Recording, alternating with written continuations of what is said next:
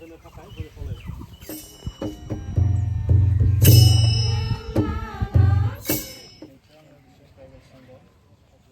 अजित नार्जारि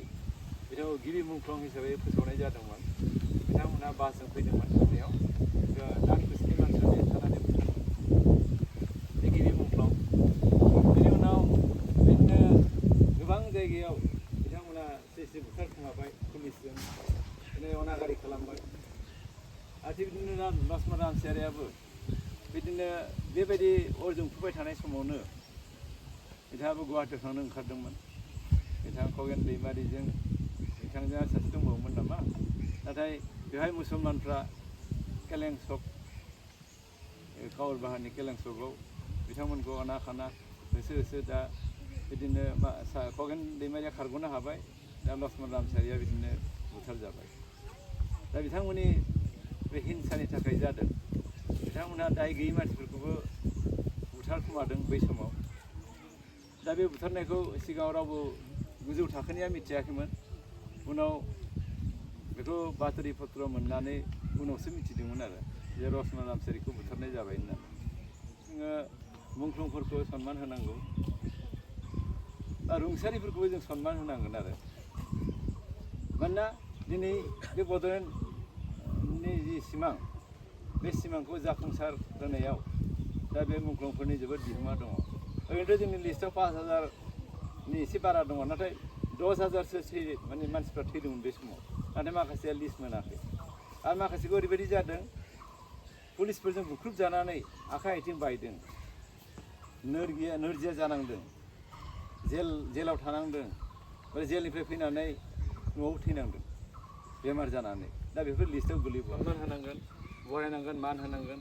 अब्ला उननि जेनेरेसना अब्लासो थैयोब्ला हादोरनि थाखाय थैयोब्ला मान मोनो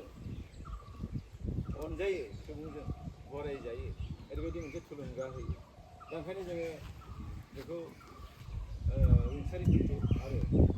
मुंख्लंफोरखौ मान होनांगोन दा नाग्रिजुलि एरियायाव दा मुंख्लं लक्ष्मण रामसियारिनि गिबि आरो बिथाङानो सासेल' जानानै दङ जोंनियाव दा बे हिसाबै जोङो बेखौ गाजा गोमजायै जोंनि मुंख्लं खाम्फाखौ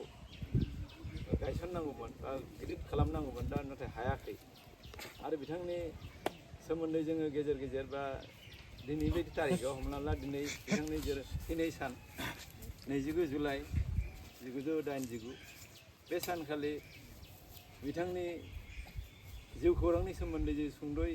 सावरायलायनायनि हाबाफारिफोर लानांगौ अब्लासो बिथांखौ जोङो गोथाङै दोनबाय थानो हागोन होननानै आं सानो आरो बेबायदि हाबाफारिखौ गुबुन आन्दलन समनि दा बे आन्दलनाव बे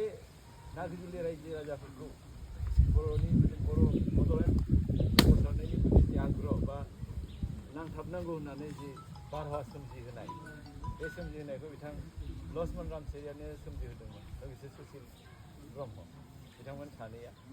आरो बिथांमोन सानैया खारखुमाबाय थायोमोन आरो बे समाव पुलिसाबो नागिरबाय थायोमोन गेजेर गेजेर लिडारफोरखौ पुलिस माने दा लक्ष्मण रामसियारि थैखांनायनि उनावबो सुसिल ब्रह्मखौथ' खननैसो जादों नामा थानायाव लांना बुग्लिहैनाया बिदि जादों जियानो जाथों बर'फोरनि सायाव अयथासार खालामदोंमोन दा बे अयथासारखौ सैज्य खालामनानै जोङो बड'लेण्ड सोमावसारनायखौ लांबाय थानायनि थाखायनो जोंनि सरकारा जोंखौ गनायनांगौ जादों